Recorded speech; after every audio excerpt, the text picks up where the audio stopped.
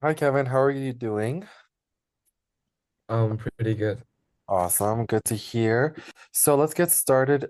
We are a bit late, so when we get started, I want to ask you, did you get a chance to do the writing task from yesterday? Um, you mean like after class? Yes, like the vocabulary. Um, like I didn't receive the uh this this this slide from Still? yesterday. Oh, okay. You know what? I'm going to email them as soon as possible. Because no, yeah, you should definitely be receiving these. Okay, that's no problem. I'll leave this for you to do then again after class today. Let's get started with some our reading task for today, and then we'll move on. So, Kevin, can you please read this passage by the solitude of a vanished era? The solitude of a vanished era. The old lighthouse stood alone on the jagged cliffs, battered by relentless waves that widespread, widespread forgotten tales of lost sailors. Once a beacon of hope, its flickering light had long been extinguished, abandoned to the encroaching silence of time. The village below, once brimming with life, has dwindled into a handful of weathered cottages. Their occupants were remnants of a forgotten generation. Eleanor, the last keeper's daughter, returned to the lighthouse after decades away. The echoes of her childhood laughter has faded, replaced by the hollow sound of the wind. She went, she ran her hand over the rustle railing.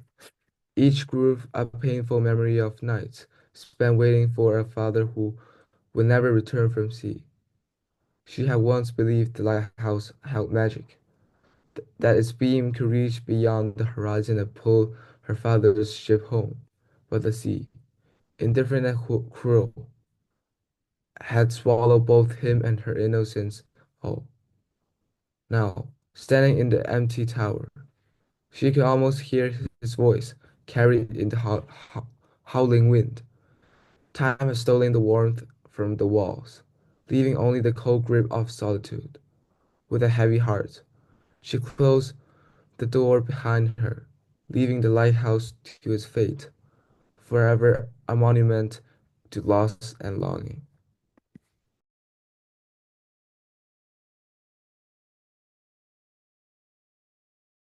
Great. So we have some multiple choice here that's related to the passage that you see. So please answer questions 1 through 6, and then we have four more on the next slide. So take this time, maybe around 5 minutes to complete, and then we'll move on. All right. Any questions, Oh, Kevin, regarding no question. maybe the vocabulary or any clarifications? No. Nope. All right. Sounds good.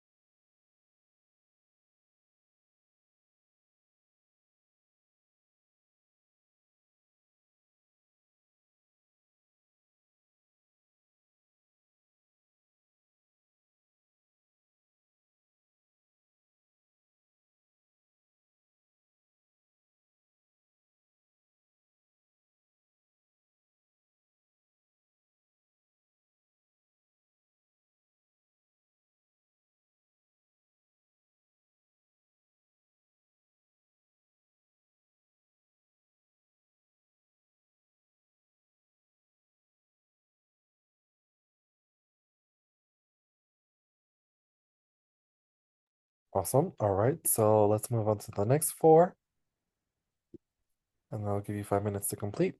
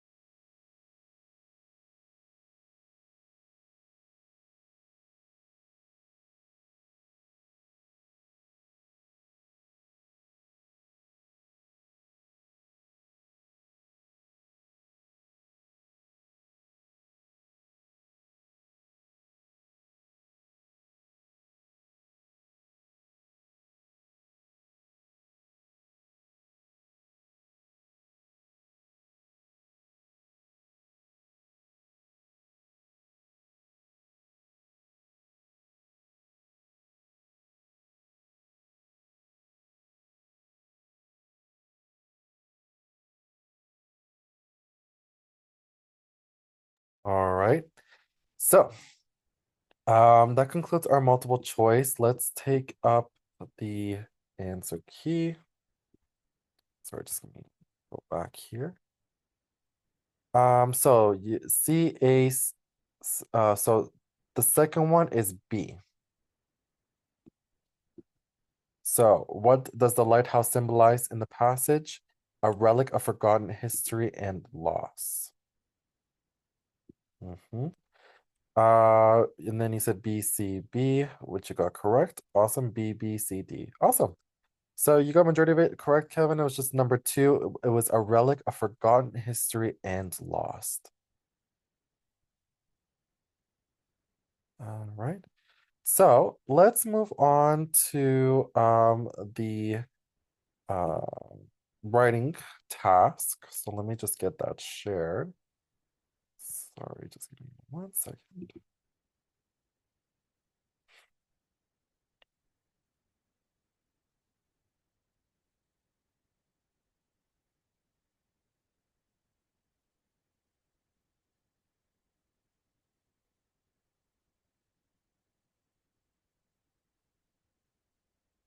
So in the Solitude of Vanished era, you're going to be doing a writing task regarding Eleanor's return to the lighthouse is filled with sorrow and reflection. So, what you're going to do is write an essay analyzing how the author uses imagery and symbolism to convey her emotions.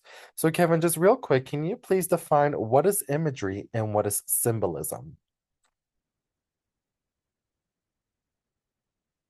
Are you familiar with those grammatical terms?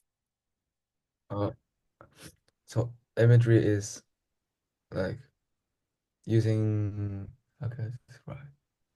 It's like using sensory details.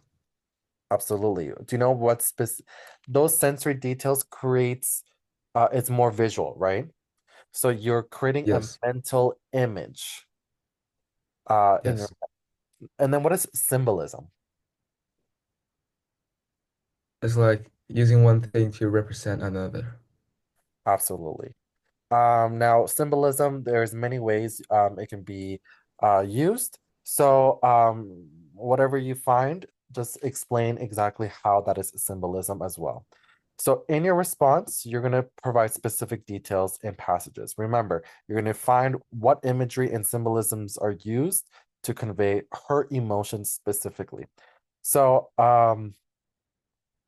again, this is formal writing, so I don't want to see I think XYZ. Just say your stance, your opinion. And remember, from last week, Kevin, try to avoid using the word actually, or can be, or might be. Try to avoid using wording such as that. Be firm in your answer. Once if you think it means this way, then stand by it. All right. So as I'm reading it, that's how I should feel. That you're confident in your answer. Okay. Any questions, Kevin? No. All right. So I'm gonna give you 10 minutes to complete this, and then we'll move on.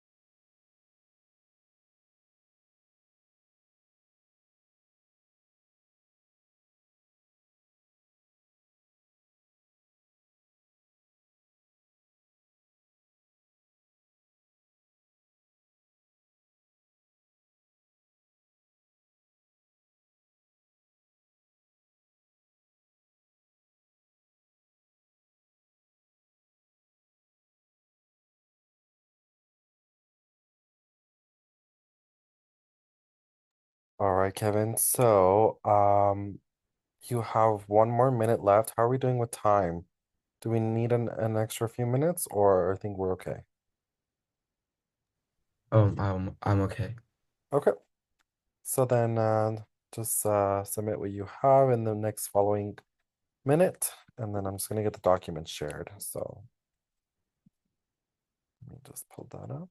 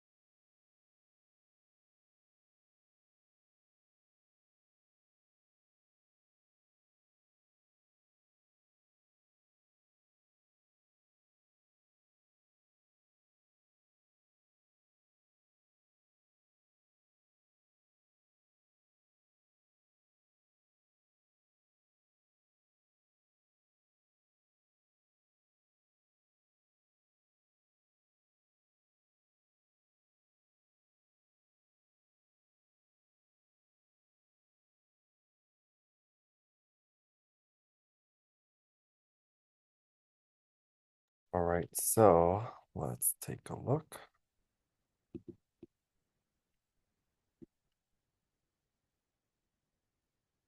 You said in the story, the solitude of vanished era. So we need a comma here. So whenever you quote or how do I say it? Whenever you mention the title of a book, you always either italicize it or you add quotations.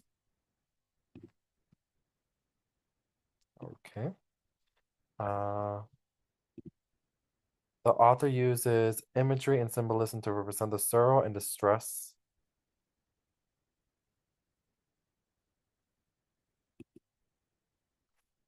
Distressing emotions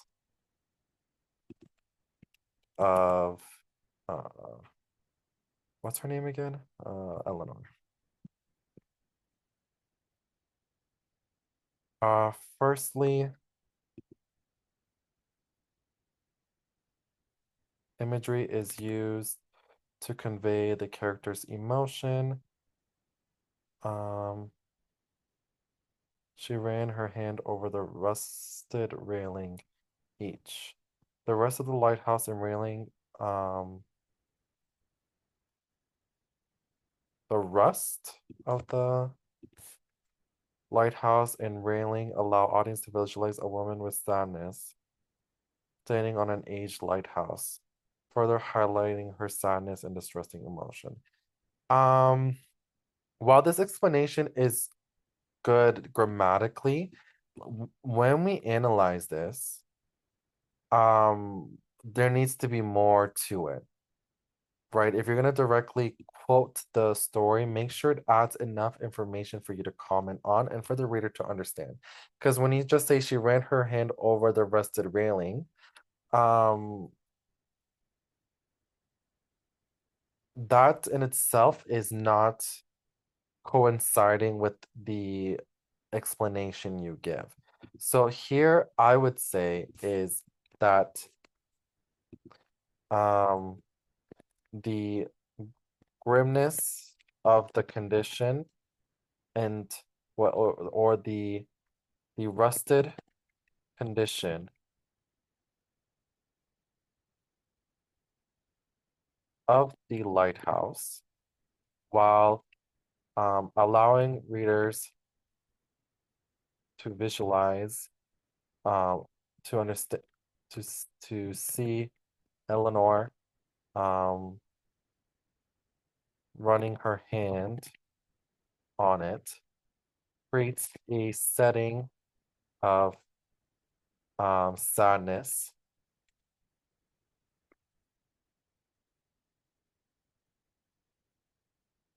and then we'll end it here.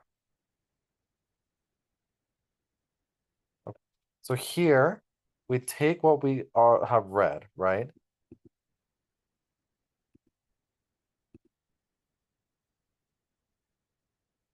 It rested in horrid condition of the lighthouse. Okay. So that is a more connected explanation to the quote that you have used.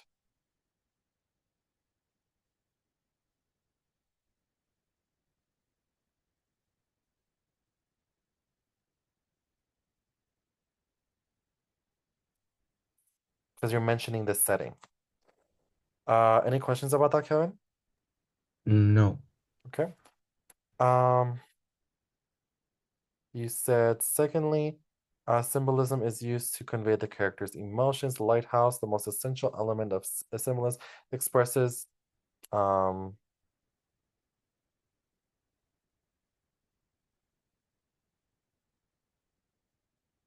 will take this out. This is not needed. Expresses the lighthouse as hopeless. Its damages shows the woman's deep sadness inside her heart and distress for her father. Awesome.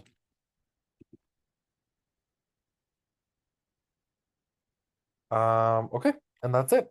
Any questions regarding the feedback I just gave right now, Kevin? No. Okay. So yeah, here, great job. You were correct in mentioning the symbol. Great job using that. I think one thing when it comes to the imagery is just making sure you're using key terms. Like for example, if your setting is a key term for allowing the readers to understand what point you're trying to make, as well as um rearranging it so a reader is able to understand and connect it more to the quote that you gave. Okay. Other than that, everything else is good. So I'm gonna stop sharing. Let's move on to some grammar. So building on the idea of article usage, you had a good understanding of it. I'm just giving more challenging questions here for you so that just to make sure that you understand when to use different types of articles. So the same idea, right? We have indefinite articles in the and or no article. So here I have some multiple choice. Please choose the correct article usage. So which sentence uses the correct article for number one, which sentence is grammatically correct, and etc. So there's 5 questions here. Please take the time to answer all 5. I'm going to give you around 5 minutes to complete it all, and then we'll move on to the second part. Any questions about this? Okay. No. Okay, you may get started.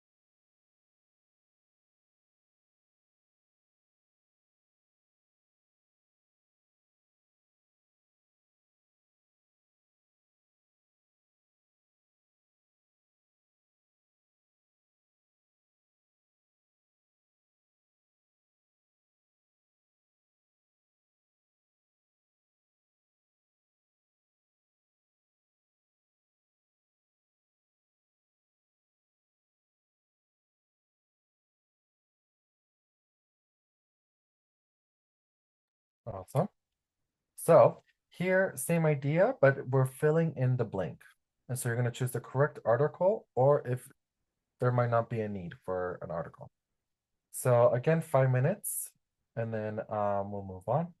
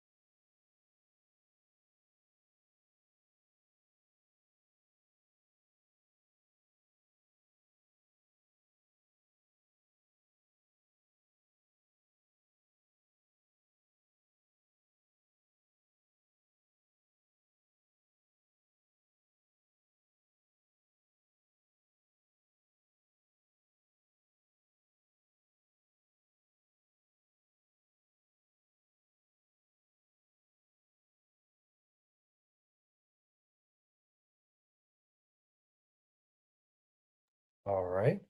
So here, final part.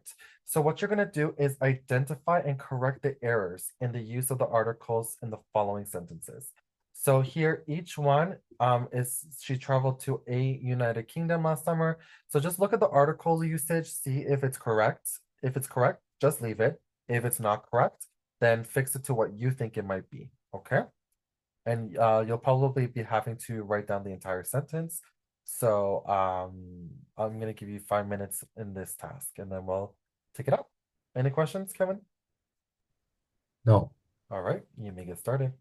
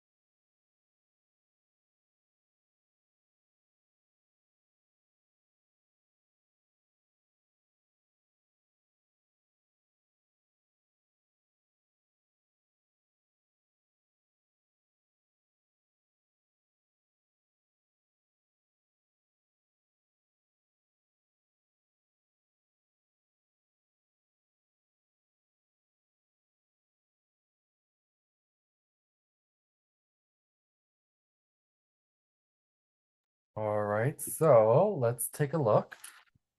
So for number part one of the multiple choice, it is B, D, C, C, D. So for number two, it wouldn't be A, it would be no article. Knowledge is uncountable and does not take an article. So if we go back, right, she has great knowledge of ancient history. Um, then C. So number four, again, the would be the article we need to use. The is used with illness like the flu, but not cancer or diabetes. So whenever we have something like that, right, the flu, we would need a article. Okay. Now, as for the fill in the blank, it's B, C, C, B, D. So it's actually A. A. Is used before professions like expert. So for example, here, he is a expert in quantum mechanics. Okay. Any questions for part one or part two? No. Okay. So here you said she traveled to the United Kingdom last summer. Awesome.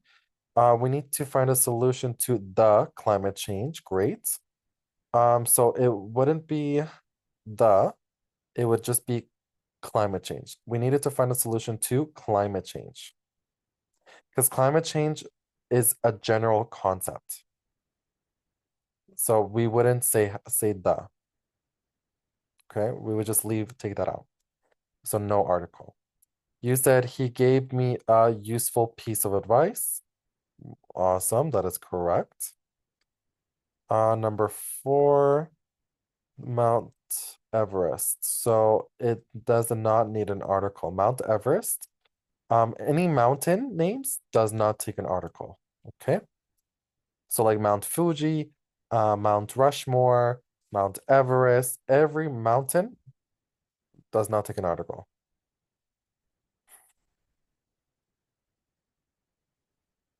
But there is only one exception. When we say that is the mountain, what do you think the sentence would mean there, Kevin? When someone says that is the mountain, what kind of context would they be saying here? Would you know? Like, you mean like that is the mountain?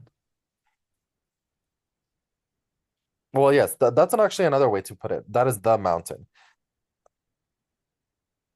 So, like when Oh, we I don't know. are referring to a specific mountain of location, then we say that is the mountain. Now, when we say that is the mountain, um, the other what I was originally trying to say there in terms of context is saying like that is my favorite mountain or that is the mountain, the greatest mountain. Like when we say that is the mountain in English, it can have underlying context of maybe being the greatest, the biggest, your favorite, so stuff like that. So those would be exceptions. But whenever on just when we're just talking about a specific mountain, such as Mount Everest with names, um, we wouldn't use an article. Okay. They bought a house. Awesome. All right. Any questions regarding the grammar here, Kevin? No. All right. So, let's move on to another writing task. We're pretty familiar with a thesis statement, right? It's basic. Can you give me your definition of what a thesis statement is, Kevin?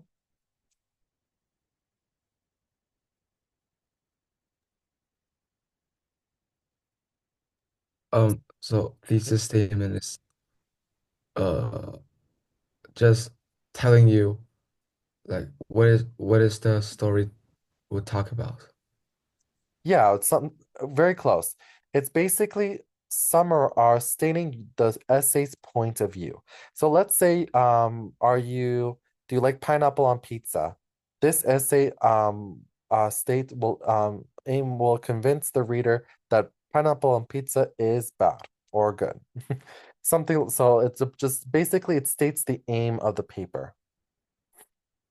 So, what we're going to do here is what I noticed from last week is that although your thesis statements are very clear and concise, sometimes we needed a little bit more. And also, there's a difference between summarizing the article rather than you stating the aim of the paper. So, just to help you hone in that skill, I provided a bit of practice. So here I have part one and part two. In part one, you're going to say which is multiple choice, which is the strongest thesis statement. And then in part two, you're going to improve the weak thesis statement. You're going to make it, see what you can do to make it better. All right. Any questions? No. Okay. So I'm going to give you, see what you can do in 5 minutes. If you need a little bit more time, that's okay. But yeah, 5 minutes.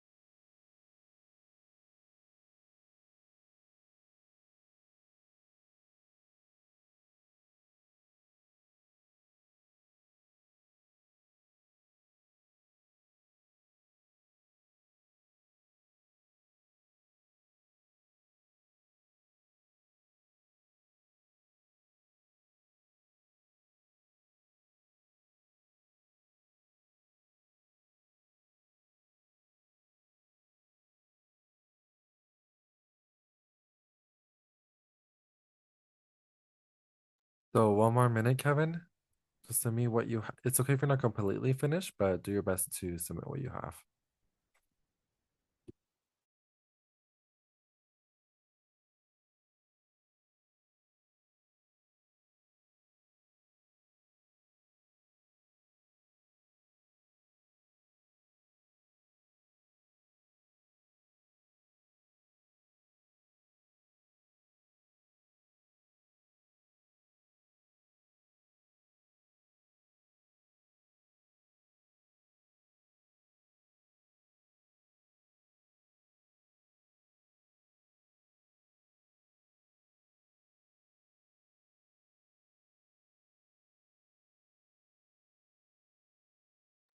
All right. So, um, let's move on. So this is part three. So in this case, I want you to identify the problem in the thesis statement. For example, is it too broad? Is it too vague? Or is it not arguable enough? So each of the statements should have a problem, okay? So find out which each one is, all right? And I'm going to give you 5 minutes to do so. You may get started. Any questions, Kevin, by the way? No questions. All right.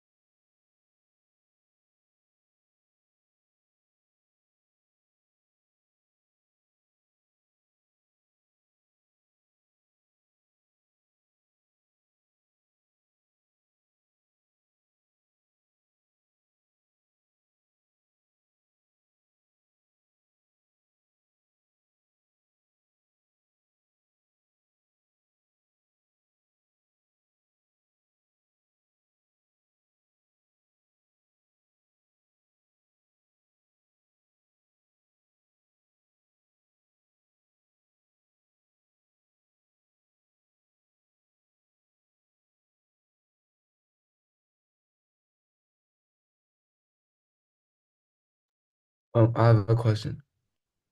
Yeah, absolutely. What's up? Like, what is the difference between too broad and too vague?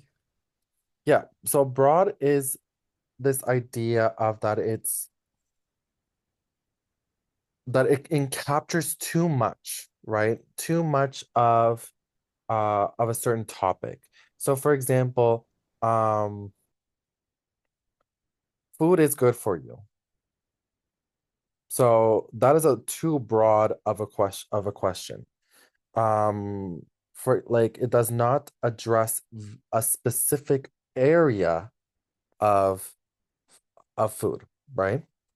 Whereas too vague is that there is um no clear meaning, meaning I don't know where the direction is at all. So whereas too broad still says that food is good for you. So I know where the direction's going to, but it's too broad that in the sense that you're not being specific enough. Too vague means that there is no direction, right? There is no clear meaning. Does that help at all, Kevin? Oh, yes. Okay, Okay. thanks. Yeah, no problem.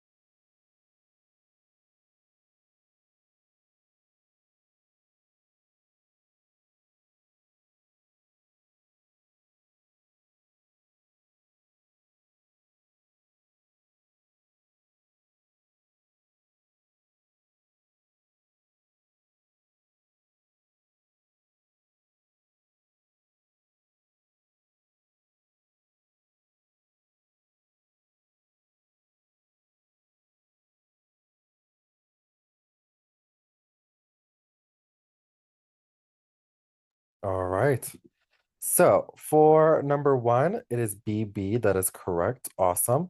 And then in terms of your thesis statement, of course, it's not going to match exactly to the one on the slide, but let's take a look. So you said many people favor social media for its convenience and efficiency. So here, your thesis statement, um, that is good. That is no problem. Here, this is an example. Social media influences mental health, political opinions, and personal relationships in both positive and negative ways. So just like this thesis statement, you did mention two um specific aspects, convenience and efficiency. So that is your focus, and that will be your perspective into social media. Number four, you said exercise strengthens muscles and lungs, which is good for health. Or I would say for the end part of your thesis, I would say which is beneficial to health or to your health or to one's health, I should say. Here, regular exercises reduce of chronic diseases, improve mental health, and enhance overall well-being. So, here your st thesis statement is good, but for the example here, Kevin, we add now specific um, health benefits. For example, it reduces the risk of chronic diseases, improves mental health, and enhances overall well-being. So mental health and chronic diseases are good specific examples on how it should be good for the health. Now, you mentioned strengthens muscles and lungs, which is great, but be a little bit more specific. Like, for example, you can say lung health or avoid any kind of endurance. And again, strengthens muscles is also a good one. Now, see if you can find a more specific medical term that would be related to strengthening the muscles. But that's very nitpicky, Kevin. What you have here is good. But the example here is kind of just like a step above. It gives more specific terminology. As for the last one, you said online learning is becoming more popular because it brings convenience to students. Um,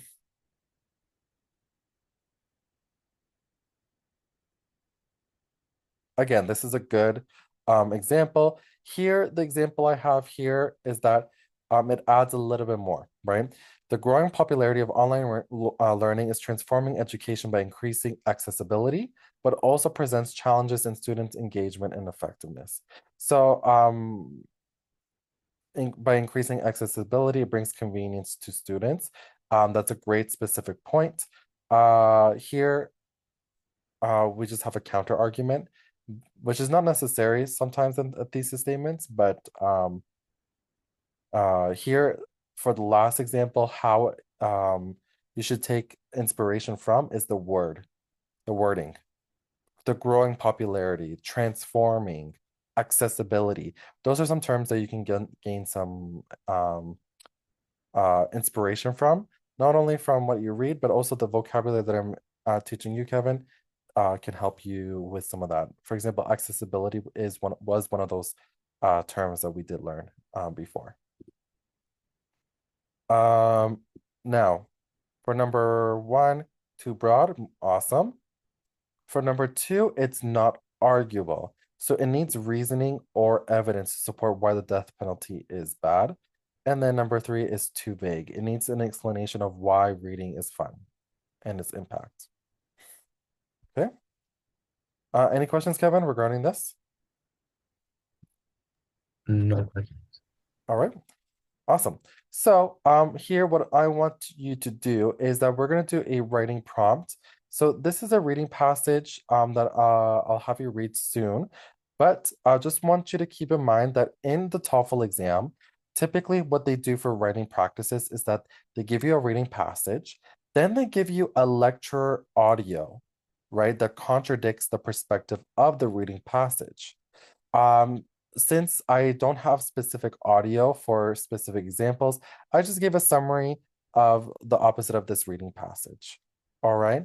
And then so this is just kind of like a summary of what you would expect the lecturer would to sound like. And then your task is to read the reading passage, read the lecture summary, and then summarize the points made in the lecture, which is the lecture summary, and explain how they challenge the claims made in the recent reading passage. So this is not a essay where you give an opinion. This is basically an essay of discussing what points did the lecture summary make against the reading passage. So there should be unbiased writing here. I shouldn't see a perspective. I should just see lecture versus reading. Any questions regarding this task? No. Nope. All right. So here I'll leave you to it. I'll give you around 10 minutes. This just doesn't need to be too long, just maybe 5 sentences should be sufficient enough. All right. Maybe a little bit more, like an intro sentence.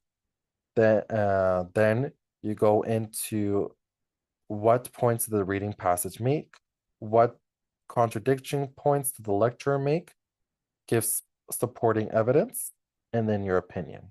Okay. So it should be around maybe more so 7 sentences. Okay. You may get started, 10 minutes, and then we'll quickly take it up together. You may get started.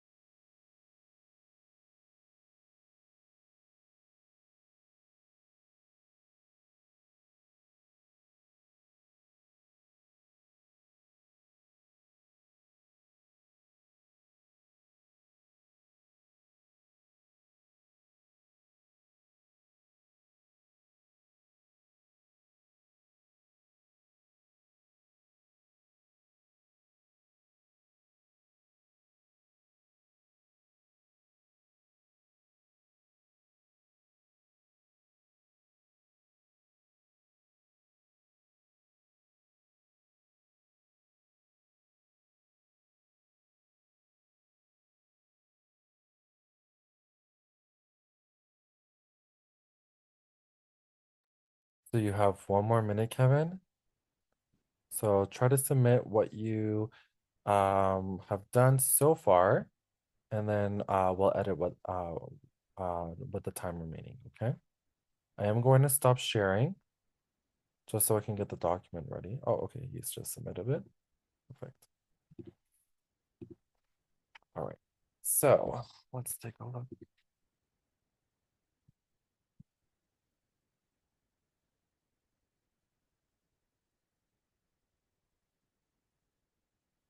So Kevin, you said in the reading passage and lecture summary,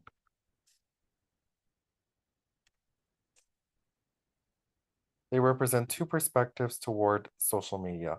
While reading um while the reading passage, so don't forget articles, right? You're referring to a specific reading, the reading passage. Because you're referring to a specific thing, we need the article the. Okay, Kevin? Believe social media brings more benefits to society. Again, the professor in the lecture argues social media has more negative impacts. Firstly, reading the reading passage again with the article mentions social media foster global connections and promote spread of informations. We need this to be that. But the professor challenges this idea by proposing social media leads to spread of misinformations. Again, this needs to be comma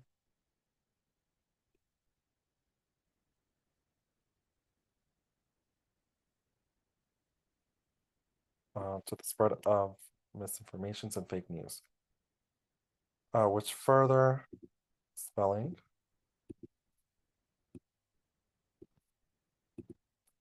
disrupts society.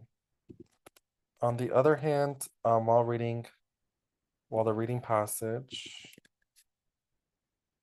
believes social media enhance political activism.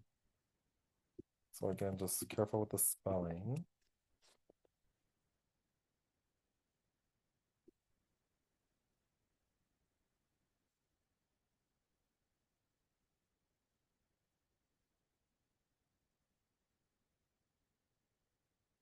And from political activism and other benefits. Um, the professor refuses